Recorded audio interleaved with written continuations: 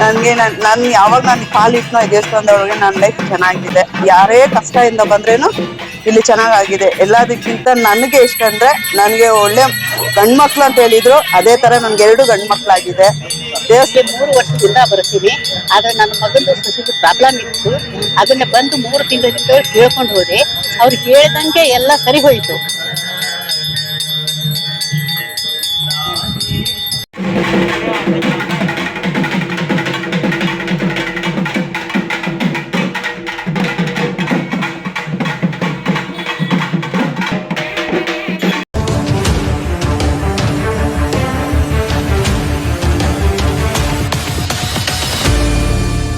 ವೀಕ್ಷಕರೇ, ನಾವಿವತ್ತು ನಮ್ಮ ಏನು ಓಲ್ಡ್ ಏರ್ಪೋರ್ಟ್ ರೋಡ್ ಹಳೆ ವಿಮಾನ ನಿಲ್ದಾಣ ಹತ್ರ ಏನು ಕೋನೆನಗ್ರಹಾರ ಹಾಗೂ ಏನು ಇಲ್ಲಿ ಖ್ಯಾತ ಆಗಿರೋ HL ಶ್ರೀದೇವಿ ಕರು ಮಾರಿಯಮ್ಮನ ವರಾಹಿನಿ ದೇವಸ್ಥಾನ ಹತ್ರ ಇದೀವಿ. ವೀಕ್ಷಕರೇ, ಇದು ಬರೀ ನಮ್ಮ ಭಾರತ ದೇಶದಲ್ಲಿ ಖ್ಯಾತ ಅಲ್ಲ, ಇಡೀ ವಿಶ್ವದಲ್ಲಿ ಖ್ಯಾತ ಆಗಿದೆ ಈ ದೇವಸ್ಥಾನ ಅಂತ ಹೇಳ್ತಾರೆ.